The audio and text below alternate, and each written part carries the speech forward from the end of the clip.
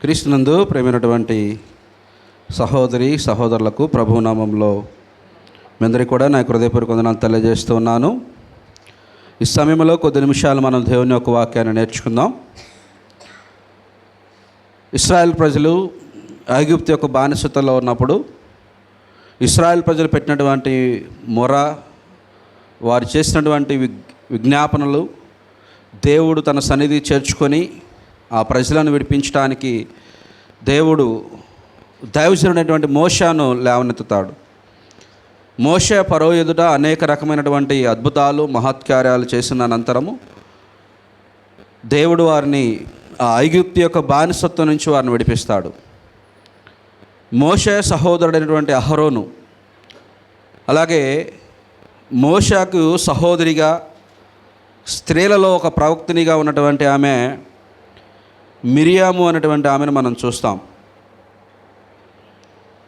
చూడండి, వీళ్ళిద్దరు కూడా ఒక కుటుంబంలో నుంచి వచ్చినటువంటి వాళ్ళు. మోషే, అహరోను, అలాగే మిరియాము, ఈ ముగ్గురు కూడా ఒక కుటుంబంలో నుంచి వచ్చినటువంటి వాళ్ళు. దేవుడు తన ప్రజలను నిత్యజీవాన్ని నడిపించడానికి ఆయన ప్రవక్తలను ఏర్పరచుకున్నాడు.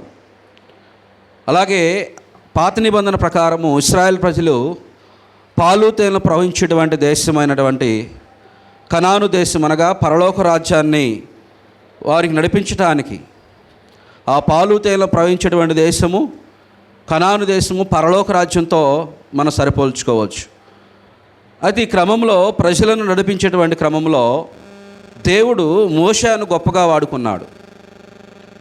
అయితే ఒకానొక సందర్భంలో అహరోను, మిరియాము వీళ్ళిద్దరూ కూడా మోషేకు విరోధంగా మాట్లాడటం మనం చూస్తాం. మోషే దేవుని యొక్క ఇల్లంతట్లో కూడా నమ్మకమైనటువంటి వాడు అని ఉంటుంది బైబిల్లో. మోషే మిక్కిలి సాత్వికుడు, మంచి సాత్వికమైనటువంటి మనసు కలిగినటువంటి వాడు. భూమి మీద అతనికంటే మిక్కిలి సాత్వికులుగా ఉన్నటువంటి వారు ఎవరూ లేరని బైబిల్ చదివిస్తూ ఉంది. కొత్త నిబంధన ప్రకారం అయితే మనకు యేసుక్రీస్తు వారు ఆయన కూడా నేను సాత్వికుడను, దీన మనస్సు గలవాడను అంటాడు. ఇప్పుడు ఎందుకు ఈ విషయాన్ని గురించి మనం మాట్లాడుకోవాలంటే, ఈనాడు చూడండి, ఒక కుటుంబంలోనే ఒక తల్లి పుట్టినటువంటి కుమారులు కానీ కుమార్తెలు కానీ కుటుంబాల్లో విరోధ భావాలు ఉంటాయి. ఒకరి మీద ఒకరికి సణుకుకొనటము, ఒకరికి పడకపోవటము, అన్నదమ్ముల్లో కానీ అక్కచెల్లెల్లో కానీ తండ్రి కొడుకుల మధ్య కానీ అత్తాకోడల మధ్య కానీ ఈ విరోధ భావం ద్వారా వాళ్ళు ఏం చేస్తూ ఉంటారంటే ఎదుటి వాళ్ళను కించపరుస్తూ తక్కువగా మాట్లాడబడిన సందర్భాలు ఉంటాయి. కానీ దేవుని పిల్లలుగా మనము ఈ మిరియాము, అహరోను, మోషే ద్వారా ఒక మంచి పాఠాన్ని మనం నేర్చుకోవచ్చు.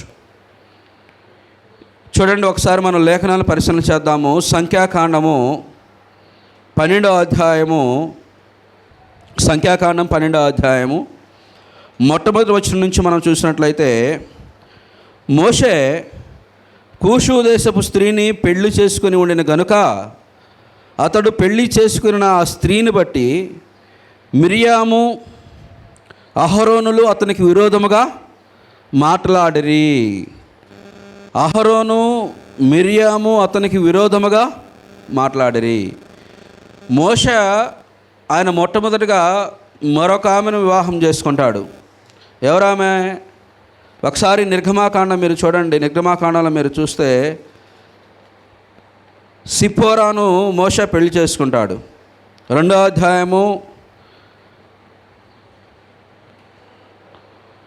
21వ వచనంలో, మోషే ఆ మనుషులతో నివసించుటకు సమ్మతించెను. అతడు తన కుమార్తె అయిన సిప్పోరాను మోషేకు ఇచ్చెను. అంటే మోషే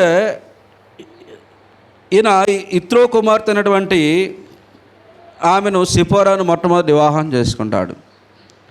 తర్వాత ఈ కూషు దేశపు స్త్రీని పెళ్లి చేసుకుంటాడు. ఈమెను పెళ్లి చేసుకోవడాన్ని బట్టి అహరోను తన సహోదరి అయినటువంటి మిర్యాము, వీళ్ళిద్దరూ కూడా అతనికి మోషేకు ఏ విధంగా మాట్లాడతారు? విరోధముగా మాట్లాడతారు. మోషే ఏమో దైవజనుడిగా దేవుని ప్రజలు నడిపించేటువంటి వాడిగా ఉంటాడు. అలాగే మిర్యాము ఒక మంచి ప్రవక్తనిగా ఉన్నట్లు మనం చూస్తాము. అలాగే మోషే ఒక గొప్ప యాజకుడిగా ఉన్నట్లుగా మనం చూస్తాము. వీళ్ళిద్దరూ కూడా అన్నదమ్ములు. ఈ మిర్యామేమో తన యొక్క సహోదరి. ఇప్పుడు వాస్తవానికి మిర్యాము అహరోను వీళ్ళిద్దరూ కూడా మోషేకు వ్యతిరేకంగా మాట్లాడుతున్నారని మనం ఆలోచన చేస్తే, కూషు దేశపు స్త్రీని పెళ్లి చేసుకొని ఉండెను గనక అని ఉంది. వాస్తవానికి ఇక్కడ 2వ వచనంలో మీరు చూడండి, 12వ అధ్యాయం 2వ వచనంలో, వారు మోషే చేత మాత్రమే యెహోవా పలికించిన ఆయన మా చేతను పలికింపలేదా అని చెప్పుకొనగా యెహోవా మాటలు విన్నాడు. అంటే చూడండి, దేవుడు ఏదైనా తన ప్రజలతో మాట్లాడాలంటే దేవుడు ప్రత్యక్షమై మోషే ద్వారా తన ప్రజలతో సెలవిచ్చేవాడు. దేవుడు ప్రవక్తల ద్వారా, అబ్రీలు రాసిన పత్రిక 1వ అధ్యాయంలో మీరు చూస్తే, పూర్వకాలమందు దేవుడు నానా విధములుగా నానా ప్రవక్తల చేతను మాట్లాడేవాడు. ఒకసారి చూడండి, మొట్టమొదటి అధ్యాయము మొదటి వచనంలో అబ్రీలు రాసిన పత్రిక, నానా విధములుగా నానా సమయములందు మన పితరులతో మాట్లాడినటువంటి దేవుడు ఈనాడు కుమారుని ద్వారా మనతో కూడా మాట్లాడుతూ ఉన్నాడని అక్కడ మనకి రాయబడి ఉంటుంది. పూర్వకాలమందు హెబ్రీ రాసిన పత్రిక 1వ అధ్యాయం 1వ వచనంలో, పూర్వకాలమందు నానా సమయములలోనూ నానా విధములుగా ప్రవక్తుల ద్వారా మన పితరులతో మాట్లాడిన దేవుడు ఈ దినమున అంతమందు కుమారుని ద్వారా మనతో మాట్లాడిను. అంటే పూర్వకాలంలో దేవుడు నానా విధములుగా నానా సమయాలలో ఎవరి ద్వారా మాట్లాడేవాడు? ప్రవక్తుల ద్వారా మాట్లాడేవాడు. అయితే అహరోను మిర్యాము వీళ్ళిద్దరూ కూడా మోషేతోనైనా దేవుడు మాట్లాడేది, మోషేతోనైనా దేవుడు పలికేది, మాతో పలకడా అన్నటువంటి ఉద్దేశము. అందుకని వీళ్ళు ఏమంటున్నారు? విరోధముగా మాట్లాడడం ప్రారంభించారు. ఎవరికి విరోధముగా? దైవజనుడైనటువంటి మోషేకు విరోధంగా మాట్లాడటం వీళ్ళు మనం చూస్తూ ఉన్నాం.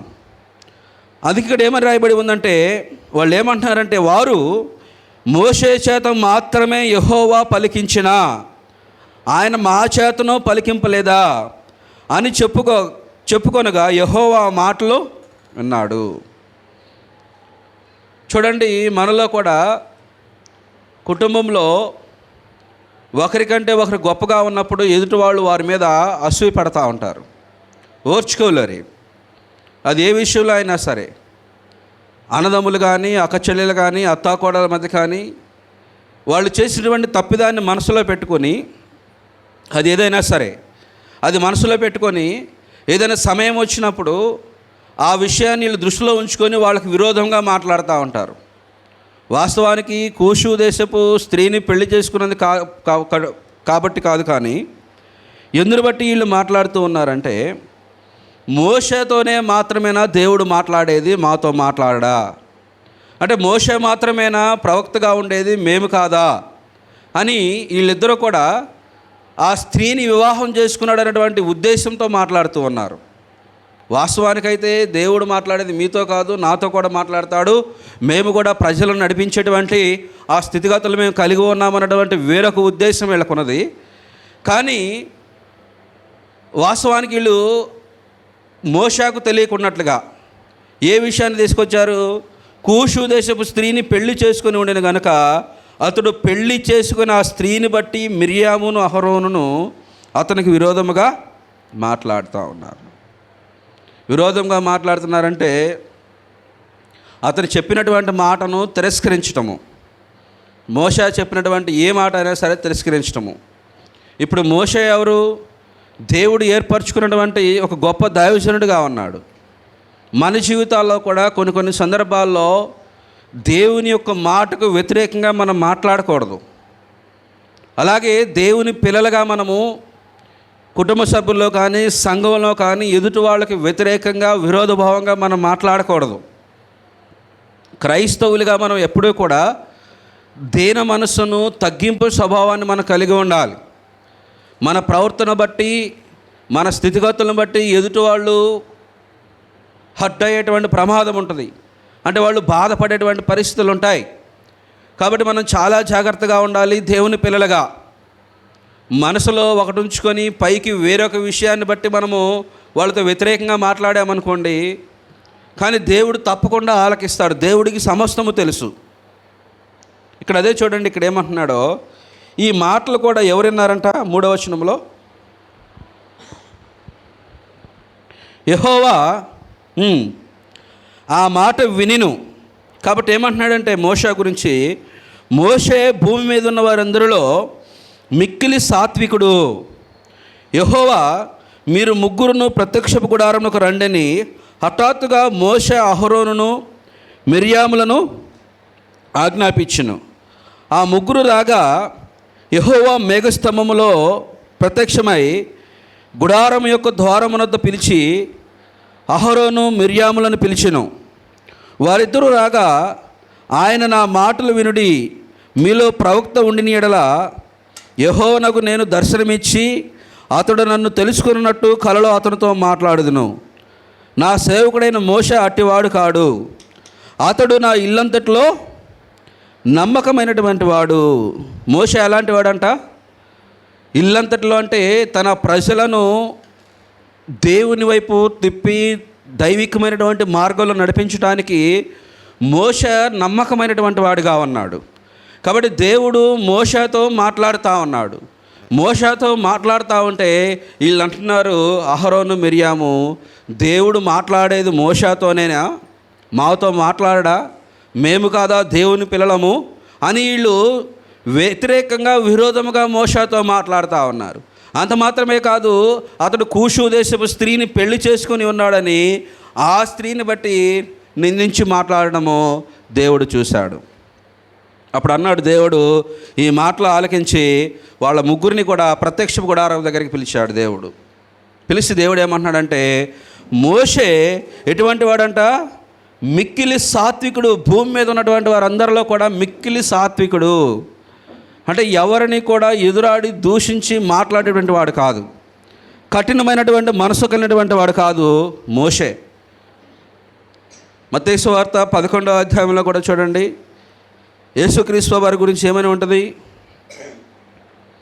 మత్తయి సువార్త మనందరికీ తెలుసు, ప్రయాసపడి భారం మోయించిన సమస్త జనులారా నా యొద్దకు రండి. 11:29లో 29వ వచనం, మత్తయి సువార్త 11వ అధ్యాయం 29వ వచనంలో, నేను సాత్వికుడను దీన మనస్సు గలవాడను గనుక మీ మీద నా కాడి ఎత్తుకొని నా యొద్ద నేర్చుకొనుడి, అప్పుడు మీ ప్రాణమునకు విశ్రాంతి కలుగును. అనగా నా కాడి సులువుగాను నా భారము తేలికగాను ఉన్నది. నేను సాత్వికుడను దీన మనసు గలవాడను.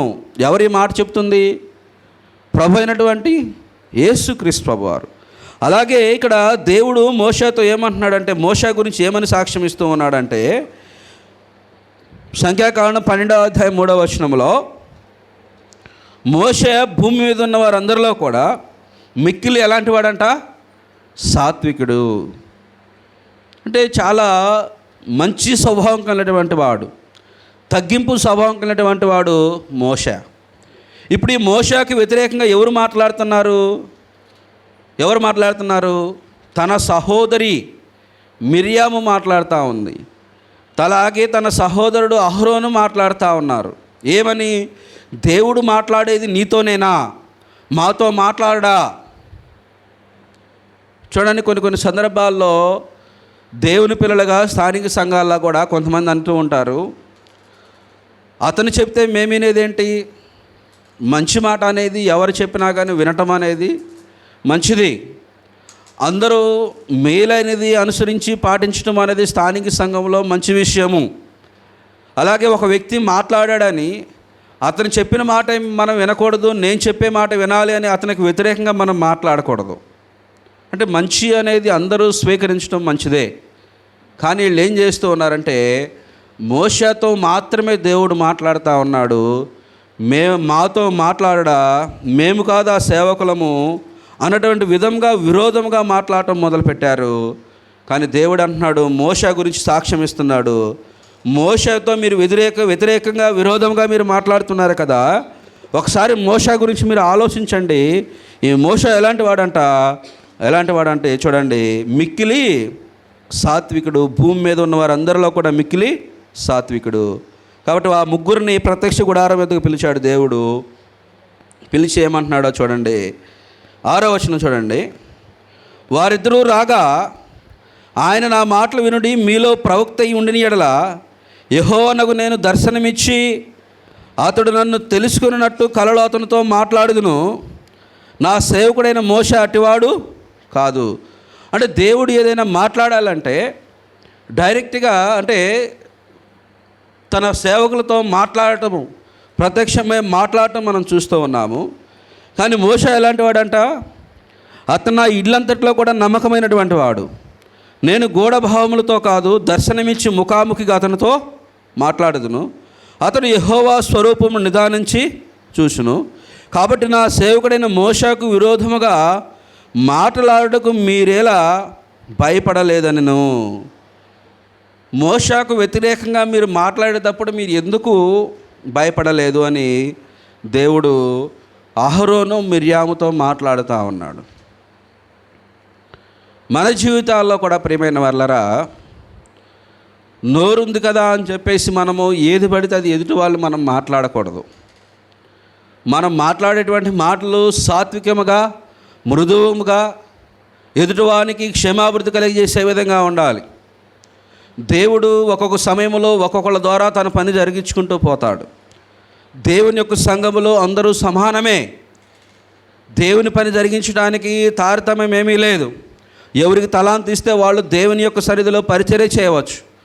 కానీ ఇక్కడ మోషేకు వ్యతిరేకంగా అహరోను మిర్యాము వీళ్ళిద్దరూ కూడా వ్యతిరేకంగా విరోధ భావంతో మాట్లాడుతూ ఉన్నారు. అంత మాత్రమే కాదు, వాళ్ళు ఏమాత్రం కూడా భయపడకుండా మాట్లాడుతూ ఉన్నాడు. అందుకని ఇక్కడ దేవుడు ఏమన్నాడు మోషేతో ఏమన్నాడు, కాబట్టి నా సేవకుడైన మోషేకు విరోధముగా మాట్లాడుటకు మీరేలా భయపడలేదనెను, యెహోవా కోపము వారి మీద రకులు కొనగా ఆయన వెళ్ళిపోయెను.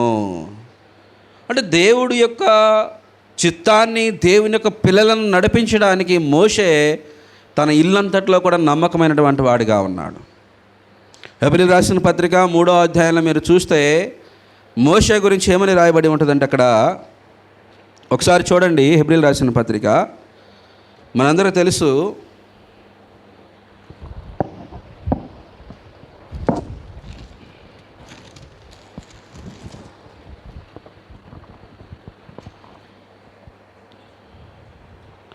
హెబ్రీయులకు రాసిన పత్రిక 3వ అధ్యాయము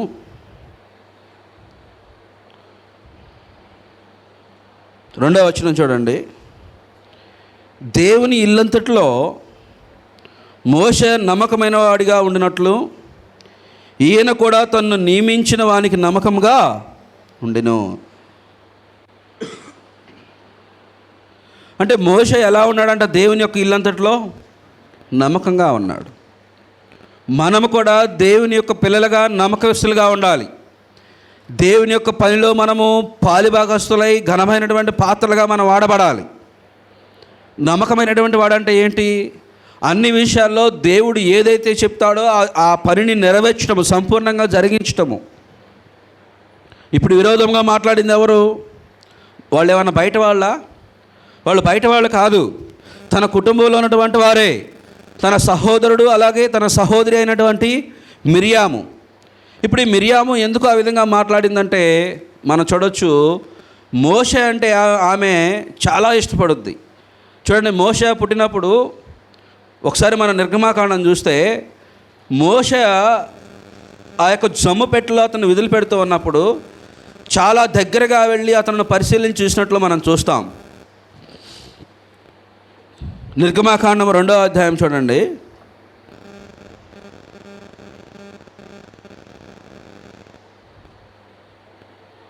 నాలుగవ వచనంలో, వానికేమీ సంభవింపునో తెలుసుకొనుటకు వాని అక్క దూరముగా నిలిచి ఉన్నది.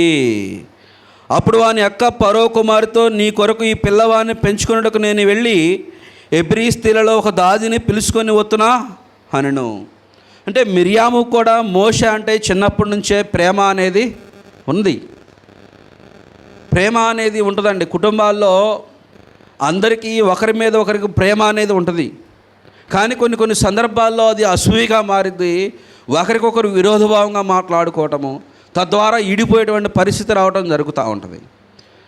ఇక్కడేం చూసాం మనము, మిర్యాము మోషే అంటే ఎలా ఉందంట, అతనికి ఏమైనా సంభవించిద్దేమో అని అక్క దూరంగా. ఎవరు అక్క? ఎవరు? ఈ మిర్యామే. అంటే మోషేను అక్కడ ఉన్నటువంటి ఫరో మగపిల్లలందరినీ కూడా 2 సంవత్సరాలు చూడండి, ఐగుప్తు రాజు 16వ వచనం చూడండి, నిర్గమాకాండం 1:16లో, మీరు హెబ్రీ స్త్రీలకు మంత్రసాని పని చేయువారిని కాన్పు పీఠముల మీద చూసినప్పుడు మగవాడైన ఎడల వాని చంపుడి, ఆడదైన ఎడల దాన్ని బ్రతకనీయడని వారితో చెప్పాను. అంటే ఐగుప్తు రాజు మగపిల్లలందరినీ కూడా సంహరింపమని చెప్పాడు. అయితే ఆ సందర్భంలో మీరు చూస్తే మోషేను ఒక మంచి జమ్ముపెట్టెలో తీసుకొని దాని జిగటమును కీలును పూసి ఆ పిల్లవాడిని పెట్టి ఆ జమ్ముపెట్టెలో ఉంచి ఆ నదిలోనికి ఆ పిల్లవాడిని వదిలినట్లు మనం చూస్తాం. ఈ మిర్యాము అతన్ని గమనిస్తూ ఉంది, చూస్తూ ఉంది, ఏమైనా సంభవించిద్దేమో, ఏదైనా ప్రమాదం జరిగిద్దేమో. అలాగే ఫరో కుమార్తె ఆ పిల్లవాడిని చూసినప్పుడు ఈ మిర్యాము అంటుంది, 7వ వచనం చూడండి, 2వ అధ్యాయం 7వ వచనంలో, అప్పుడు వాని అక్క ఫరో కుమార్తెతో, నీ కొరకు ఈ పిల్లవాడిని పెంచుకున్నట్టుకు నేను వెళ్ళి హెబ్రీ స్త్రీలలో ఒక దాదిని పిలుచుకొని వస్తున్నా. అంటే ఇక్కడ మీరు ఏం గమనించారు? మోషే అంటే మిర్యాముకు ప్రేమ అనేది ఉంది. మరి అలాంటప్పుడు ఇక్కడ ఎందుకు విరోధభావంగా మాట్లాడింది? మోషేతో మాత్రమేనా? చూడండి, మోషేతో మాత్రమేనా యెహోవా పలికించిన, ఆయన మా చేతున పలికింపలేదా అని వాళ్ళు దేవుని యొక్క సేవకుడైనటువంటి మోషేతో విరోధంగా మాట్లాడతారు. మనం కూడా ఈనాడు చాలామంది దేవుని యొక్క వాక్యానికి వ్యతిరేకంగా ప్రవర్తించిన వాళ్ళు ఉన్నారు. దేవుని యొక్క వాక్యానికి విరోధభావంగా నడుచుకున్నటువంటి వాళ్ళు ఉన్నారు. అందుకే ప్రభు అయినటువంటి యేసుక్రీస్తు వారు అంటాడు, మనం చేసేటువంటి ప్రతి తప్పు ఏదైనా క్షమించవచ్చు, కానీ పరిశుద్ధాత్మకు విరోధంగా మాట్లాడేటువంటి వాడికి ఇప్పుడైనాను సరే ఇక ఎప్పుడూ కూడా వానికి క్షమాపణ లేదు అని బైబిల్ గ్రంథంలో మనకు రాయబడి ఉంటుంది. చూడండి, ఆ వచనం చూడండి ఒకసారి, మత్తయి సువార్త మనం చూద్దాము. అంటే దేవుని యొక్క వాక్యానికి వ్యతిరేకంగా మనం ఎప్పుడూ కూడా ప్రవర్తించకూడదు ప్రియమైన వారలారా. దేవుని యొక్క వాక్యానికి అనుకూలంగా మనం ప్రవర్తించాలి. వ్యతిరేకంగా మాట్లాడితే దాని యొక్క నష్టాన్ని మనం పొందుకుంటాం.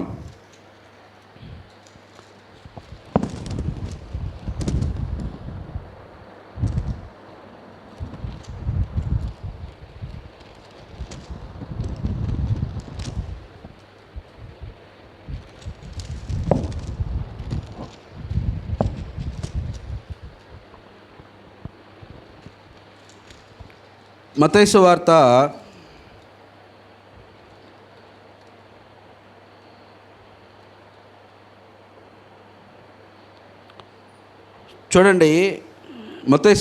10వ అధ్యాయము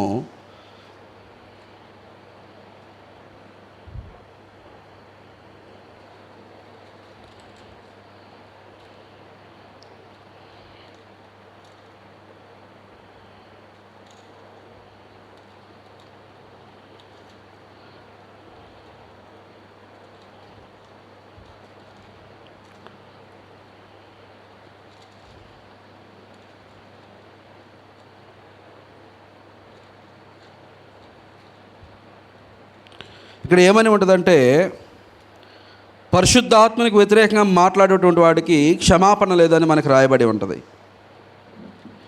అంటే దేవుని యొక్క వాక్యానికి మనం ఎవరం కూడా విరోధంగా మాట్లాడకూడదు.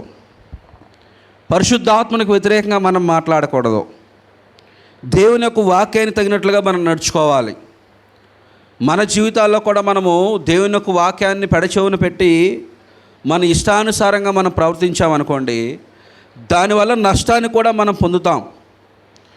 కాబట్టి దేవుని యొక్క వాక్యానికి, దేవుని యొక్క వాక్కుకు విరోధంగా వీళ్ళు మాట్లాడటం వల్ల దేవుడు ఈ ముగ్గురిని కూడా పిలిచాడు. మీరు ప్రత్యక్ష గుడారం యొద్దకు రండి అని పిలిచి మోషే గురించి చెప్తా ఉన్నాడు. ఈయన నా ఇల్లంతట్లో కూడా నమ్మకమైనటువంటి వాడు, చాలా శ్రేష్టమైనటువంటి వాడు, దేవుని పనిని సంపూర్ణంగా నెరవేర్చినటువంటి వాడు మోషే.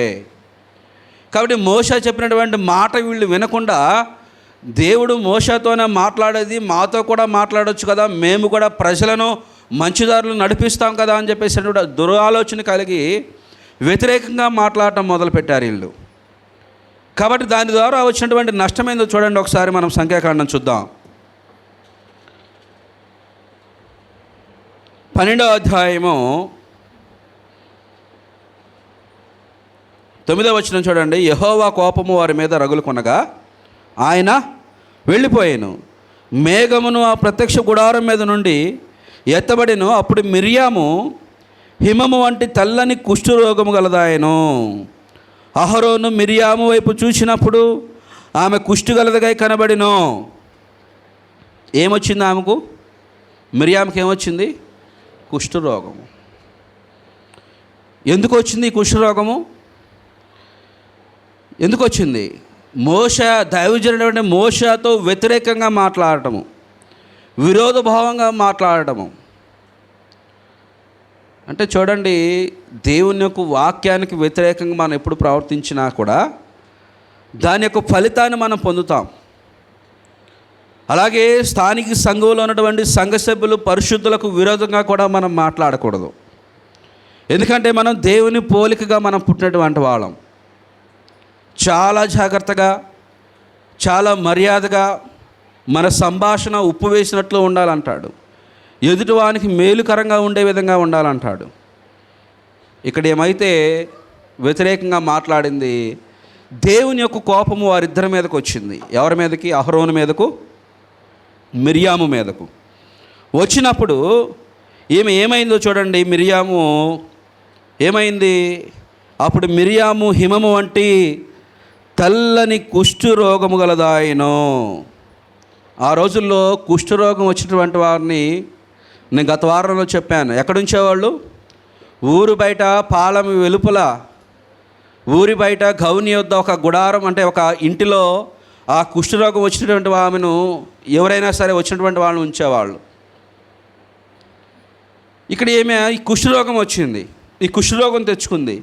అప్పుడు అహరోను ఏమంటున్నాడు చూడండి. అహరోను, అయ్యో నా ప్రభువా, మేము అవివేకులము, పాపులమైన మేము చేసిన ఈ పాపమును మా మీద మోపవద్దు. తన తల్లి గర్భములో నుండి పుట్టినప్పుడే సగ మాంసమును క్షీణించిన శిశు శవము వలె ఆమెను ఉండనీయకమని మోషేతో చెప్పగా అహరోను ఒప్పుకుంటున్నాడు తప్పేంటో. ఏమని ఒప్పుకుంటున్నాడు? అయ్యో మేము అవివేకులము, పాపులమై మేము ఈ చేసిన పాపమును మా మీద మోపవద్దు. చేసినటువంటి తప్పిదాన్ని దేవుని సన్నిధిలో ఒప్పుకుంటే వాళ్ళు మంచి యోగ్యమైనటువంటి స్థితిలో వాళ్ళు ఉండగలుగుతారు. మనం చేసే తప్పులేంటో, మనం చేసే పొరపాట్లేంటో మనకు తెలీదా? గతంలో మనం నేర్చుకున్నాం. మన అతిక్రమములేంటో, మనం చేసేటువంటి పొరపాట్లేంటో అవన్నీ కూడా మనకు తెలుసు. ఇక్కడ దైవజనుడైనటువంటి మోషేతో వ్యతిరేకంగా మాట్లాడటమే కాదు, మన జీవితాల్లో కూడా ఎన్నో సందర్భాల్లో ఎన్నో హెచ్చరికలు ఉంటాయి. మన జీవితాల్లో స్థానిక సంఘము క్షమాభివృద్ధి పొందడానికి ఎన్నో హెచ్చరికలు ఉంటాయి. ఆరాధన క్రమంగా రావటము, క్రమశిక్షణ పాటించటము, సంఘములో కీర్తనలు పాడటము, దేవుని సన్నిధిలో దేవునికి మహిమకరంగా జీవించటము, ఇవన్నీ కూడా దేవుని యొక్క హెచ్చరికలు. అంటే దేవుని యొక్క హెచ్చరికలు మనం పెడచెవును పెట్టకూడదు. దేవుని యొక్క వాక్యాన్ని మనం వినకుండా నిర్లక్ష్యం చేస్తే దాని ద్వారా వచ్చేటువంటి సత్ఫలితాలు కూడా ఉంటాయి. ఈ మంది మోషేతోనే నా దేవుడు మాట్లాడేది, మాతో మాట్లాడడా అన్నటువంటి ఆలోచన కలిగి ఉంది. వెంటనే దేవుని యొక్క కోపము అహరోను మిర్యాము మీదకి వచ్చింది. వచ్చిన తర్వాత అహరోను ఏమన్నాడంటే, అయ్యో మేము అవివేకులము, పాపులమైన మేము చేసిన ఈ పాపం మా మీద మోపవద్దు. మరి మిరియాముకి ఏమొచ్చింది? మిరియాము వైపు చూసినప్పుడు ఆమె కుష్టు గలదిగా కనపడింది. కుష్ఠరోగం అంటే ఎంత అవమానకరము. కొన్ని సందర్భాల్లో మన జీవితాల్లో కూడా భయంకరమైనటువంటి తప్పిదాలు, పొరపాట్లు చేసినప్పుడు దేవుడు మనల్ని శిక్షించడానికి, దేవుడు మనకు బుద్ధి చెప్పడానికి మన జీవితాల్లో కొన్ని పరిస్థితుల్లో భయంకరమైనటువంటి స్థితిగతుల్లో మనం ఉంటాం. అది రోగమైనా సరే, ఆర్థిక పరిస్థితి అయినా సరే, ఇబ్బంది అయినా సరే, శ్రమ అయినా సరే, ఏదైనా సరే అది మన జీవితంలో వచ్చినప్పుడు దాన్ని మనము ఇది నా జీవితంలోనికి ఎందుకు వచ్చిందా అని మనం ప్రశ్న వేసుకోవాలి. ఇది మన జీవితంలోకి ఎందుకు వచ్చిందని మనం ప్రశ్న వేసుకొని దేవుని సన్నిధిలో మనం మొరపెట్టాలి. ఈనాడు చాలామందికి కూడా వాళ్ళు చేసినటువంటి అతిక్రమాలు, తప్పిదాలను బట్టి దేవుడు వారి మీద శిక్ష తీసుకొని వస్తున్నప్పటికీ కూడా గ్రహించినటువంటి అవివేకులు ఉంటారు. గ్రహించినటువంటి అవివేకులు అంటే ఏంది అంటే వాళ్ళకి ఇంకిత జ్ఞానం కూడా లేదని. కానీ అహరోను ఒప్పుకున్నాడు. ఏమని ఒప్పుకున్నాడు? అయ్యో నా ప్రభువా, మేము అవివేకులము, పాపులమైన మేము చేసిన ఈ పాపములను మా మీద మోపవద్దు. అంటే అవివేకులము, తప్పిదాలు ఏమనంటే ఒప్పుకోవాలి, విడిచిపెట్టి వేయాలి. సామెతల గ్రంథం 12వ అధ్యాయంలో ఒక మాట ఉంటుంది, గద్దింపును అసహించుకునేటువంటి వాడు ఎవడంట? పశుప్రాయుడు అని ఉంటుంది బైబిల్ గ్రంథంలో. ఒకసారి చూడండి ప్రియమైన వారులారా, సామెతల గ్రంథము 12వ అధ్యాయము మనందరికీ తెలిసినటువంటి లేఖన భాగము. శిక్షను ప్రేమించువాడు జ్ఞానమును ప్రేమించువాడు, గద్దింపును అసహించుకునేవాడు పశుప్రాయుడు. గద్దింపును అసహించుకుంటారు. ఇప్పుడు తండ్రి యొక్క శిక్షను తండ్రి శిక్షించే దేనికి? ఇప్పుడు తల్లిదండ్రులుగా ఉన్నటువంటి మనము పిల్లలను బెత్తెముతో కొట్టడము, వాళ్ళకు బుద్ధి చెప్పే దేనికి? వారి మంచి నడవడికలో, మంచి స్థితిలో ఉండటం కొరకు, అంతే కదా. తల్లిదండ్రులుగా బిడ్డలను శిక్షించేది వారి సరైనటువంటి క్రమంలో ఉంచటానికి. అలాగే దేవుడు కూడా తన పిల్లలను శిక్షించే దేనికంటే వాళ్ళకి బుద్ధి రావటానికి. ఏమి రావటానికి? వాళ్ళకు బుద్ధి రావాలి. ఈ బుద్ధి రావాలంటే దేవుని యొద్ద నుంచి ఆ పనిష్మెంట్ అనేది వస్తుంది. అది ఏ రూపేణైనా రావచ్చు. ఇక్కడ మిరియాముకి ఏమొచ్చింది? కుష్ఠరోగం వచ్చింది మిరియాముకు. మిరియాము హిమము వంటి తెల్లని కుష్ఠరోగం గల్లాయను. కానీ అహరోను ఒప్పుకుంటున్నాడు, అయ్యా మేము అవివేకులము, మేము చేసినటువంటి పాపాన్ని మా మీద మోపమొద్దు అని చెప్తూ ఉన్నాడు. ఈ విషయాన్ని అహరోను మోషేతో చెప్పాడు. చూడండి, సంఖ్యాకాండం 12వ అధ్యాయంలో 13వ వచనం చూడండి. మోషే ఎలుగెత్తి, దేవా దయచేసి ఈమెను బాగు చేయమని యెహోవాకు మొరపెట్టెను. అప్పుడు యెహోవా మోషేతో, ఆమె తండ్రి ఆమె ముఖం మీద ఉమ్మి వేసినలా ఆమె 7 దినములు సిగ్గుపడును కదా, ఆమె పాలెం వెలుపల 7 దినములు ప్రత్యేకంగా ఉండవలను, తర్వాత ఆమెను చేర్చుకొని వలను.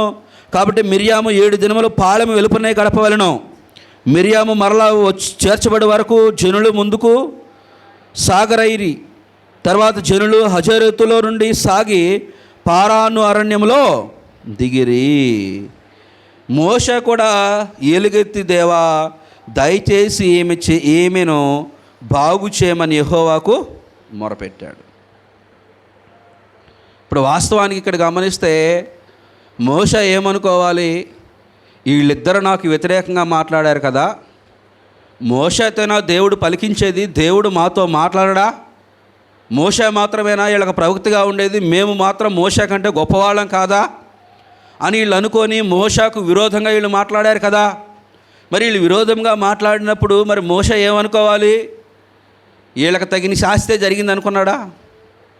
మన జీవితాల్లో, మన కుటుంబాల్లో కొన్ని సందర్భాల్లో మన సమీపస్తుల విషయంలో కానీ, మన సహోదరుడి విషయంలో కానీ, ఎదుటివారి విషయంలో కానీ మనం ఏమనుకుంటామంటే, వాడు గర్వపడ్డాడుగా, వాడు పడ్డ గర్వానికి దేవుడు వాడిని ఏం చేశాడు? శిక్షించాడని మనం సంతోషపడతాం. వాడు తప్పిదాలు చేస్తూ ఉన్నాడు, అన్యాయంగా ప్రవర్తిస్తున్నాడు కాబట్టి వాడికి ఈ స్థితి వచ్చింది. అదేదైనా కానీ, అనారోగ్య పరిస్థితి కానీ, ఇబ్బందికరమైన పరిస్థితుల్లో ఉండటం కానీ, వాడికి అవమానం జరగటం కానీ, కానీ మోషే ఏం చేశాడంటే, మిరియాము విషయంలో కూడా మోషే ఏం చేశాడు? ఇక్కడ ఏం చేశాడు? ఎలుగెత్తి, దేవా దయచేసి ఈమెను బాగు చేయమని యెహోవాకు మొరపెట్టాడు. అంటే దేవుని పిల్లలుగా ప్రతి వ్యక్తి యొక్క మనస్సు స్థితిగతులు అలా ఉండాలి. మన జీవితంలో కూడా ఎదుటివానికి ఏదైనా ఇబ్బంది అయిందని, శ్రమ వచ్చిందని ఎదుటివాడిని చూసి మనం సంతోషపడకూడదు. అందుకే యేసుక్రీస్తు వారు ఏం చెప్పాడు? నీ శత్రువు గురించి నువ్వు ప్రార్థించి నిలబడి ప్రార్థన చేసేటప్పుడల్లా నీ శత్రువు గురించి నువ్వేం చేయాలి? నువ్వు ప్రార్థన చేయాలి. నీ శత్రువు ఆకలికొని ఉంటే నువ్వు అతనికి భోజనము పెట్టాలి. నీ శత్రువు కొరకు నువ్వు నిలబడి ప్రార్థన చేయాలి. మీరు మీ శత్రువులను ప్రేమించండి అని ప్రభు అయిన యేసుక్రీస్తు వారు మాట్లాడతాడు. మనకైతే ఎదుటివాడు ఏదైనా తప్పిదాలు చేస్తే, ఎదుటివాళ్ళు ఏదైనా మన విషయంలో ఏదైనా పొరపాట్లు చేస్తే, అది కుటుంబంలో అయినా, సంఘంలో అయినా, సమాజంలో అయినా సరే, అదే గుర్తుపెట్టుకుంటాం మనసులో.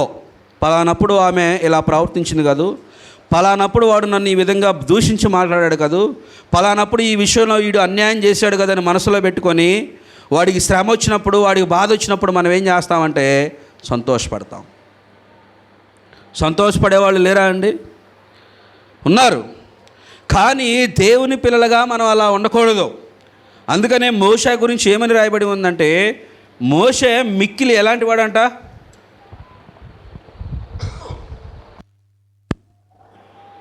పన్నెండవ అధ్యాయం, సంఖ్యాకాండం 12వ అధ్యాయం 3వ వచనం చూడండి. మోషే భూమి మీద ఉన్న వారందరిలో కూడా మిక్కిలి సాత్వికుడు. ఎదుటివారు ఎంత తప్పిదము చేసినా, ఎంత నేరాలు మోపినా, ఎంత నిందలు వేసినా, నిన్ను ఎంత అన్యాయంగా నీ విషయంలో ప్రవర్తించినప్పటికీ కూడా దేవుని పిల్లలుగా మనము కూడా వారిని ఆ స్థితి నుంచి బయటికి రావాలని ప్రార్థన చేయడం నేర్చుకోవాలి. శత్రువుల విషయంలో వారు పడినప్పుడు మనం చూసి సంతోషపడకూడదు. శత్రువు విషయంలో వాడు ఇబ్బందుల్లో ఉన్నప్పుడు వాడిని చూసి నువ్వు సంతోషపడి గంతులు వేయకూడదు. మరి ఇప్పుడు మోషేకు విరోధంగా మాట్లాడింది ఎవరు? మిరియాము. కుష్ఠరోగం ఎవరికి వచ్చింది? మిరియాముకు వచ్చింది. మరి మోషే ఏం చేయాలి? మనలాంటి స్వభావం ఉంటే, మనం కూడా లోకానుసారంగా ఆలోచిస్తే మంచి పనే జరిగింది, నేను దైవజనుడిని, నేను దేవుని ప్రవక్తని, నాకు వ్యతిరేకంగా మాట్లాడినందుకు ఆమె కుష్ఠరోగం వచ్చింది, తగిన శాస్త్రే జరిగింది అనుకున్నాడా మోషే? అనుకున్నాడా? ఏమాత్రం అనుకోలా. ఏమనుకున్నాడైనా? ఏమన్నాడు? సంఖ్యాకాండం 12వ అధ్యాయం 13వ వచనంలో మోషే ఎలుగెత్తి, దేవా దయచేసి ఈమెను బాగు చేయమని యెహోవాకు మొరపెట్టాడు. దయచేసి ఈమెను బాగు చేయమని దేవునికి మొరపెట్టినట్లు మనము చూస్తూ ఉన్నాం. నేటి దినాలలో, నేటి క్రైస్తవములు ఇటువంటి పరిస్థితులు లేవండి. ఒకరికొకరు విరోధంగా ప్రవర్తించటము, ఒక కుటుంబం మీద ఒక కుటుంబము విరోధభావం కలిగి ఉండటము, ఒకరి మీద ఒకరి కక్షలు, ఒకరి మీద ఒకళ్ళ అసూయలు, ఒకళ్ళ మీద ఒకళ్ళు వ్యతిరేకంగా నడుచుకోవటము, ఒకళ్ళంటే ఒకళ్ళు పడకపోవటం ఏంటిది? దేవుడు ప్రేమాస్వరూపి. దేవుడు చూడండి, ధర్మశాస్త్రం ద్వారా ఇచ్చినటువంటి ఆజ్ఞల్లో నిన్ను వలె నీ పొరుగువారిని ప్రేమించు అన్నాడు. దేవుడు ఇచ్చినటువంటి ఆజ్ఞల్లో ప్రధానమైనది, శ్రేష్టమైనది ఆజ్ఞ అంటే నీ సహోదరును నువ్వు ప్రేమించాలి. నీ సహోదరును నువ్వు ప్రేమించాలి. నిష్కపటమైనటువంటి హృదయంతో అతను చేర్చుకోవాలి. విశ్వాసము, ప్రేమ, నిరీక్షణ, వీటన్నిటిలో కూడా శ్రేష్టమైనది ప్రేమే అని అంటాడు పౌలు గారు. కాబట్టి శ్రేష్టమైనటువంటిది స్థితిని మోషే కలిగి ఉండి, మిరియాము విషయమై మోషే ఎలుగెత్తి, నా దేవా దయచేసి ఈమెను బాగు చేయమని యెహోవాకు మొరపెట్టాడు. కాబట్టి మనము కూడా మోషే లాంటి మంచి మనస్తత్వం మనం కలిగి ఉండాలి. ఏ మనస్తత్వము? మోషే లాంటి. అందుకే మోషే భూమి మీద ఉన్న వారందరిలో కూడా మిక్కిలి సాత్వికుడు. ఇంకా మన జీవితాలు ఉంటాయి. ఎదుటి వాళ్ళు ఏదైనా నీ మీద కోపంతో మాట్లాడారనుకో, నీ అంతు నేను చూస్తాలే అంటారు. ఎదుటి వాళ్ళు ఏదైనా నీ విషయంలో తప్పు చేశారనుకో, వాడు పలానప్పుడు తప్పు చేశాడుగా, నాకు సమయం వస్తుంది, నేను నీ లెక్క ఏందో చూస్తాలే, నీ అంతు చూస్తా, నీ లెక్క చూస్తా, నాకు సమయం వస్తుంది అని మనం ఏం చేస్తామంటే వారి మీద పగబట్టి కక్షబట్టి ఉంటాం. కానీ దేవుని పిల్లలుగా అటువంటి పరిస్థితి ఉండకూడదు. మిక్కిలి సాత్వికులుగా, నెమ్మదస్తులుగా, పరిశుద్ధులుగా మీరు ఉండాలి. ఉదాహరణకు యోసేపు గురించి మనందరికీ తెలుసు. యాకోబు కుమారులు 12 మందిలో యోసేపు చిన్నవాడు. యాకోబు తన చిన్న కుమారుడైనటువంటి యోసేపును చాలా గొప్పగా ప్రేమిస్తే అతని కొరకు ఒక చక్కటి అంగీని కూడా తయారు చేస్తాడు. వస్త్రాన్ని, ఒక మంచి రంగులు కలిగినటువంటి వస్త్రాన్ని తయారు చేసి తన చిన్న కుమారుడికి బహుమానంగా ఇస్తాడు. వాళ్ళు పలానా ప్రాంతంలో గొర్రెలు మేపుతున్నారు, తన అన్నదమ్ములు వేరే ప్రాంతంలో మందలు మేపుతున్నారనేటువంటి విషయాన్ని తండ్రి ఏం చేస్తాడంటే, నువ్వు వెళ్ళి పరామర్శించి వాళ్ళని తెలుసుకొని రా అని తన తండ్రి అయినటువంటి యాకోబు యోసేపును పంపించినప్పుడు ఈ అన్నదమ్ములందరూ కూడా ఏం చేస్తారంటే యోసేపు మీద చాలా పగ పెట్టుకుంటారు. ఎందుకు యోసేపు మీద చాలా పగ పెట్టుకుంటారంటే, యోసేపు కలల భావం చెప్పేటువంటి ఒక గొప్ప స్థితి కలిగి ఉంటాడు. ఆ కలల భావంలో ఒకటి ఏంటంటే, పంట చేలో ఉన్నటువంటి పనులన్నీ కూడా తన పనకు మొక్కుతాయి, సాగిలు పడతాయి అంటాడు. ఈ విషయాన్ని చెప్పినప్పుడు వాళ్ళు అంటారు, నువ్వు మమ్మల్ని ఏలతావా అని చెప్పి అతని మీద పగబడతారు. అలాగే మరొక కలభావం కూడా వస్తుంది. సూర్యచంద్రులు 11 నక్షత్రములు నాకు సాష్టాంగపడి నమస్కారం చేస్తూ ఉన్నాయి అంటాడు. ఈ 2 విషయాలు బట్టి అన్నదమ్ములందరూ కూడా ఇతని మీద అసూయ పడతారు. పగబట్టేసి వీళ్ళు ఏం చేస్తారంటే, తన సహోదరుణ్ణి ఇష్మాయేలీయులకు వారిని అమ్మివేద్దామనుకొని నిర్ణయించుకున్న తర్వాత తన సహోదరుణ్ణి అమ్మివేసి ఒక గుంటలో వేసి తండ్రికి చంపినట్లుగా ఒక మేక రక్తాన్ని చంపి దాన్ని తీసుకెళ్ళి ఆ వస్త్రానికి పూచి సింహాలు, క్రూర మృగాలు వచ్చి తన కుమారుని తినివేసి అబద్ధం ఆడతారు యాకోబుతో. ఇదంతా మనకు తెలుసు. తర్వాత యోసేపు ఐగుప్తు మీదకు మంచి ఒక ప్రధానమంత్రిగా ఒక మంచి యోగ్యమైన స్థితిలో ఉంటాడు. ఒకానొక సందర్భంలో కనాను దేశంలో కరువు వచ్చినప్పుడు ధాన్యం ఐగుప్తులో ఉందని అన్నదమ్ములందరూ కూడా తన సహోదరుడైనటువంటి యోసేపు యొద్దకు వెళ్ళినప్పుడు ఈ విషయము ఈ అన్నదమ్ములు చేసిందంతా కూడా యోసేపుకు తెలుసు. ఇప్పుడు వీళ్ళు తన చేతిలో చిక్కారు. తన దగ్గరకు దేహి అని ఆహారం కొరకు, ధాన్యం కొరకు వచ్చారు. ఇప్పుడు మరి యోసేపు ఏం చేయాలి అన్నదమ్ములను? ఆదికాండము 50వ అధ్యాయము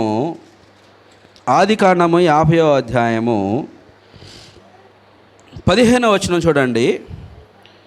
యోసేపు సహోదరులు తమ తండ్రి మృతి పొందుట చూచి, ఒకవేళ యోసేపు మన యందు పగబట్టి మనమతనికి చేసిన కీడంతటి చొప్పున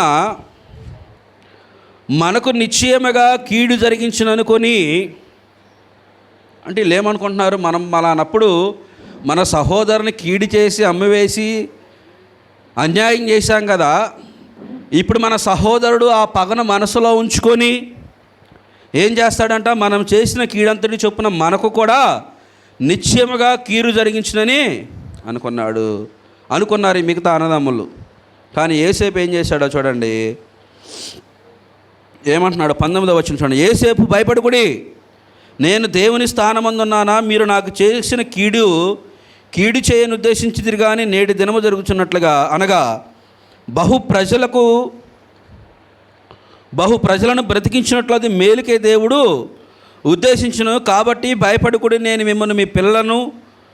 మిమ్మను మీ పిల్లలను పోషించదని చెప్పి వారిని ఆదరించి వారితో ప్రీతిగా మాట్లాడాడు.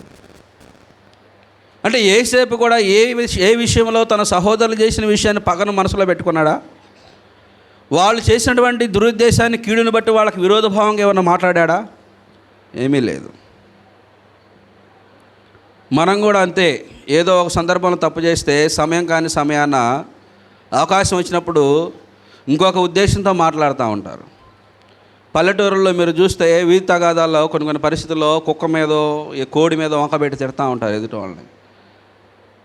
అసలు ఉద్దేశం వేరుగా ఉంటుంది. కానీ వీళ్ళు ఆలోచనలు మాటలన్నీ కూడా వంకబెట్టి వ్యతిరేకంగా మాట్లాడుతూ ఉంటారు. నేను చెప్పాను కదా, అది అన్నదమ్ముల మధ్య అయినా సరే, తండ్రి కొడుకుల మధ్య అయినా సరే, అక్క చెల్లెల మధ్య అయినా సరే, అత్తాకోడల మధ్య అయినా సరే ఇటువంటి విరోధ భావం ఉండకూడదు. ఒకవేళ వాళ్ళు నీ విషయంలో తప్పు చేసినా, వాళ్ళు నీ మీద పెత్తనం చెలాయించినా, అధికారికంగా మాట్లాడినప్పటికీ కూడా నువ్వు తగ్గింపు కలిగి ఉంటే దేవుడు నిన్ను హెచ్చిస్తాడు. అంతే కదా. మిర్యాము ఏమంది? దేవుడు నీతోనేనా మాట్లాడేది, మాతో మాట్లాడా అని అన్నప్పుడు మరి ఏమి కుష్ఠరోగం వచ్చింది. మరి మోషే ఏం చేయాలి? నువ్వు నాకు వ్యతిరేకంగా మాట్లాడే కాబట్టి నీ కుష్ఠరోగం వచ్చిందని సంతోషపడ్డా మోషే? సంతోషపడలా. ఎలుగెత్తి నా దేవా ఈమెను బాగు చేయము అని మొరపెట్టాడు. కాబట్టి దేవుని పిల్లలుగా మనము కూడా ఒక మంచి మనస్సును కలిగి ఉండాలి. ఇక్కడ యేసేపు కూడా ఏమంటున్నాడంటే, వారందరితో ప్రేమగా మాట్లాడి మిమ్మల్ని, మీ పిల్లలందరినీ కూడా నేను ఆదరిస్తానని చెప్పాడు. ఇది నిజంగా దేవుని మనసు. ఇది నిజంగా దేవుని పిల్లలకు ఉన్నటువంటి మనసు ఇలా ఉండాలి. ఎదుటివాడు ఎలాంటి వాడైనా సరే ప్రేమించేటువంటి తత్వాన్ని కలిగి ఉండాలి. ఎదుటివాడు ఒకవేళ అందుకంటాడు, పగ తీర్చుట నా పని, నేను వానికి ప్రతిఫలము ఇస్తాను. ఒక వ్యక్తిని నువ్వు జయించాలంటే వాడు కీడు చేశాడని నువ్వు కూడా కీడు చేయాల్సిన అవసరం లేదు. మేలు చేత కీడును జయించాలంటాడు రోమీయులకు రాసిన పత్రికలో. చివరిగా మరొక వ్యక్తి గురించి మనం చూద్దాము. ప్రభు అయినటువంటి యేసుక్రీస్తు ప్రభువారు. ఆయన మీద కూడా ఎన్నో నేరాలు మోపారు. ఆయన ఏ తప్పిదము చేయకపోయినప్పటికీ కూడా మత్తయి సువార్త 27వ అధ్యాయం చూడండి. మత్తయి సువార్త 27వ అధ్యాయము 11వ వచనం, 27వ అధ్యాయం 11వ వచనంలో యేసు అధిపతి చేత నిలిచెను. అప్పుడు అధిపతి, యూదుల రాజు నీవేనా అని ఆయన అడుగగా, యేసు అతను చూసి నీవన్నట్టే అనెను. ప్రధాన యాజకులను పెద్దలను ఆయన మీద నేరము మోపినప్పుడు ఆయన ప్రత్యుత్తరం ఏమీ ఇవ్వలేదు. కాబట్టి పిలాతు, నీ మీద వీరిన్ని నేరములు మోపుచున్నారో నీకు వినబడలేదా అని ఆయనను అడిగాను. అయితే ఆయన ఒక మాట అయినను అతనికి ఉత్తరం ఇయ్యలేదు కనుక అధిపతి మిక్కిలి ఆశ్చర్యపడ్డాడు. వాస్తవానికి యేసుక్రీస్తు వారు ఆయన మీద వాళ్ళు అనేక నేరాలు మోపుతూ ఉన్నారు. యూదులలో ఒక మతం అనే పేరుతో యూదులందరినీ కూడా కలవరపరుస్తూ ఉన్నాడు. అద్భుతాలు చేస్తూ ఉన్నాడు, మహత్కారాలు చేస్తూ ఉన్నాడు. దేవుని కుమారుడని గొప్పగా చెప్పుకుంటున్నారు. మరణానికి తగినటువంటి హేతు ఏమీ లేకపోయినా ఆయన శిలువ మరణానికి అప్పగించారు. అప్పుడు అంటున్నాడు పిలాతు, నువ్వు నీ మీద వీళ్ళు ఇన్ని నేరాలు మేపుతూ ఉంటే నువ్వు అవన్నీ నిజమేనా అని అడిగినప్పుడు ఆయన ఒక్క మాట కూడా సమాధానం ఇవ్వాల. అంటే ఎదుటి వాళ్ళు ఈ విషయాన్ని బట్టి మనం ఏమి నేర్చుకోవచ్చు అంటే, ఎదుటి వాళ్ళు నీ విషయంలో ఏమైనా తప్పిదాలు చేసినా, నీ మీద అన్యాయంగా ప్రవర్తించినా, నీ మీద ఏదైనా అబద్ధ సాక్ష్యం పలికినా, నీ మీద అన్యాయపు నేరాలు మోపినప్పటికీ కూడా ప్రతిదానికి నువ్వు రియాక్షన్ అవ్వాల్సిన అవసరము లేదు. దేవుడే చూసుకుంటాడు. ఇప్పుడు మోషకి చూడండి, కుష్ఠరోగం ఎవరు తీసుకొచ్చారు వాళ్ళ మీదకి? దేవుడు తెచ్చాడా, మోషే తెచ్చాడా? ఎవరు తెచ్చారు? దేవుని కోపమే వారి మీద రగులుకున్నప్పుడు ఆ కుష్ఠరోగం వచ్చింది. అహరోను అయితే ఆ తప్పును, ఆ పాపాన్ని ఒప్పుకున్నాడు. ఒకవేళ మనం కూడా విరోధంగా ప్రవర్తించినప్పుడు అది మనకు తెలిస్తే దాన్ని దేవుని సన్నిధిలో ఒప్పుకోవటము మనకు మంచిది. తర్వాత మిర్యాముకు ఆ 7 రోజులు ఆ పాల మీద ఉన్నప్పుడు ఆమెకు అది సిగ్గుగా, అవమానకరంగా ఉండి బుద్ధి వచ్చి ఉంటుంది. కాబట్టి మన జీవితాల్లో కూడా చూడండి, యేసుక్రీస్తు వారు ఎందుకంటాడు, తండ్రి వీరేమి చేయుచున్నారో వీరు ఎరుగును కనుక వీరిని క్షమించు అంటాడు దేవుడు. కాబట్టి ప్రియమైన వాళ్ళారా, ఇక్కడ మోషే ఎంత సాత్వికుడు, ఎంత నమ్మదస్తుడిగా ఉన్నాడో, యేసేపు తన అన్నదమ్ముల విషయంలో ఎంత ప్రేమ కలిగి నడుచుకున్నాడో, ప్రభు అయినటువంటి యేసుక్రీస్తు వారు ఏ విధంగా ఆయన తను తగ్గించుకొని ఏ విధంగా ఆయన మనకు మంచి మాదిరికరమైన జీవితాన్ని జీవించాడో ఆ స్థితి మనం కూడా కలిగి ఉండాలి. ఏదో మన జీవితాల్లో నామకార్థపు క్రైస్తవులాగా వాక్యాన్ని విన్నప్పటికీ కూడా వాక్యానుసారంగా మనం నడుచుకోకుండా వ్యతిరేకంగా విరోధభావం కలిగి ఉంటే దాని నష్టాన్ని కూడా మనమే పొందుకుంటాం. గుర్తుపెట్టుకోండి, దాని నష్టాన్ని కూడా మనమే పొందుకోవాల్సి వచ్చింది. కాబట్టి దేవుని యొక్క వాక్యానికి విరోధంగా మనం నడుచుకోకూడదు. దేవుని యొక్క హెచ్చరికలు మన ఎద్దకు వచ్చినప్పుడు వాటిని మనం స్వీకరించాలి. ఎందుకంటే తండ్రి శిక్షించిన కుమారుడు జ్ఞానం కలిగిన వాడు అవుతాడంట. తండ్రి కుమారుని శిక్షించే దేనికి? వాడికి బుద్ధి రావటానికి. మనకు కూడా కొన్ని సందర్భాల్లో పనిష్మెంట్, శిక్ష అనేది ఎందుకు వచ్చిందంటే మన చేసిన తప్పిదాలను బట్టి, పొరపాట్లను బట్టి వాటిని మనం ఏం చేసుకోవాలి? సరి చేసుకొని చక్కబెట్టుకోవాలి. కాబట్టి ప్రియమైన వాళ్ళారా, మోషే చూడండి తన సహోదరి మిర్యాము ఎంతటి భయంకరమైనటువంటి వ్యతిరేకంగా మాట్లాడి తప్పు చేసినప్పటికి కూడా మోషే, అందుకే చివరిగా చూడండి దైవజనుడు మోషే గురించి ఏముంటుందంటే ఆయన ఎంత మంచిగా జీవించాడో. ద్వితీయోపదేశకాండం చూడండి చివరిలో 34వ అధ్యాయము, ద్వితీయోపదేశకాండము 34వ అధ్యాయము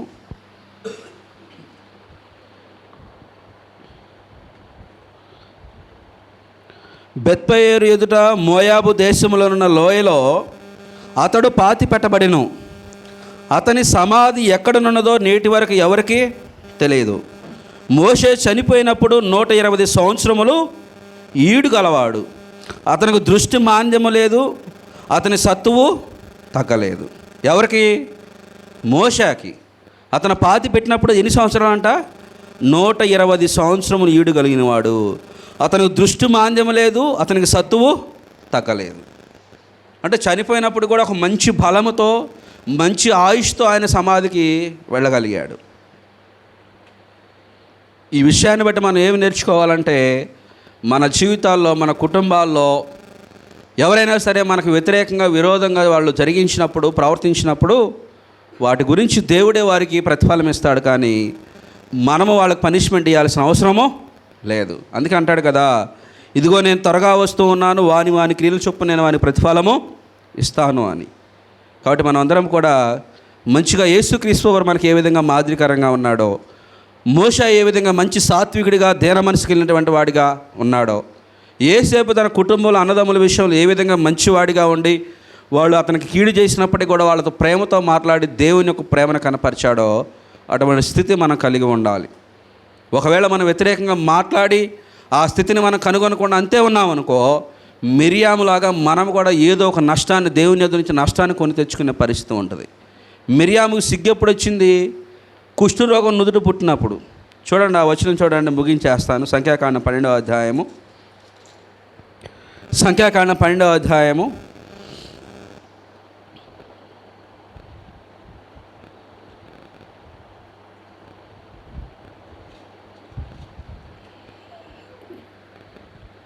13వ వచనంలో మోషే ఎలుగెత్తి, దేవా దయచేసి ఈమెను బాగు చేయమని యెహోవాకు మొరపెట్టెను. అప్పుడు యెహోవా మోషేతో, ఆమె తండ్రి ఆమె ముఖం మీద ఉమ్మి వేసిన యెడల ఆమెకు 7 దినములు సిగ్గుపడును కదా. ఆమె పాళెము వెలుపల 7 దినములు ప్రత్యేకంగా ఉండవలెను, తర్వాత ఆమెను చేర్చుకొనవలెను. కాబట్టి మిరియాము 7 దినములు పాళెము వెలుపునే గడిపెను. మిరియాము మరలా చేర్చబడే వరకు జనులు ముందుకు సాగరైరి. తర్వాత జనులు అజరోతుల నుండి సాగి పారాను అరణ్యమునకు దిగిరి. ఇప్పుడు ఒక వ్యక్తిని పల్లెటూరులో మనం చూస్తాం కదా, పిల్లల్ని ఎత్తకపోయే వాళ్ళు వచ్చారని తీసుకెళ్ళి చెట్టుకు కట్టేస్తారు. దొంగతనం చేశాడని వాడిని తాళుతో చెట్టుకు కట్టేసి అందరూ చెప్పులతో కొడతా ఉంటారు. పబ్లిక్లో ఎవడైనా పర్సు దొంగతనం చేశాడని వాడిని పట్టుకొని చెప్పులతో కొడతారు. ఎందుకు? వాడి సిగ్గు అనేది వస్తుందా లేదా? అంటే అది చాలా అవమానకరము, చాలా బాధాకరమైనటువంటి పరిస్థితి. ఆ సిగ్గు అనేది ఇప్పుడు ఎవరికి వచ్చింది? ఆమెను 7 దినాలు పాలెం ఎదురు ఉంచితే, ప్రత్యేకంగా పాలెం ఎదురు, ఇప్పుడు ఊరు మొత్తం ఇక్కడ ఉన్నారనుకో, ఎక్కడో ఒక వ్యక్తి తప్పు చేశాడని ఎక్కడో ఊరు బయట ఉంచారనుకోండి, జనాలందరూ ఏమనుకుంటారు? వీడేదో పెద్ద తప్పు చేశాడు కాబట్టే వీడిని కఠినంగా శిక్షించి అక్కడ వేశారని. అంతే కదా? జనాలందరూ చూస్తూ ఉండగా ఒక వ్యక్తిని పట్టుకొని చెప్పులతో కొట్టడము, తాళ్లతో చెట్టు కట్టేసి వాడిని అవమానకరంగా తలా ఒక మాట అంటూ ఉంటే ఎలా ఉంటుంది? అది చాలా బాధాకరంగా ఉంటుంది. కాబట్టి ఇక్కడ మిరియాముకు తర్వాత తెలిసి వచ్చి ఉండాలి మేబీ. ఏదేమైనప్పటికీ కూడా మన జీవితాల్లో కూడా దేవుని యొక్క వాక్యానికి, దైవజనులకు వ్యతిరేకంగా మనం ప్రవర్తించకూడదు, విరోధంగా మనము మాట్లాడకూడదు. ఒకవేళ వాళ్ళు వ్యతిరేకంగా, విరోధంగా మాట్లాడినప్పటికీ కూడా మోషేలాగా వారి గురించే మోషే ప్రార్థన చేశాడు, దయచేసి ఆమెను బాగు చేయము అని. అటువంటి మంచి స్థితి మనం అందరం కలిగి ఉండాలని ప్రేమపూర్వకంగా మీకు హెచ్చరిక తెలియజేస్తూ నన్ను నేను హెచ్చరించుకుంటూ వాక్యాన్ని ముగిస్తా ఉన్నాను. ఇంతవరకు శ్రద్ధగా దేవుని యొక్క వాక్యాన్ని మీ అందరికీ కూడా నా హృదయపూర్వక వందనాలు తెలియజేస్తూ ఉన్నాను. ఈ సమయంలో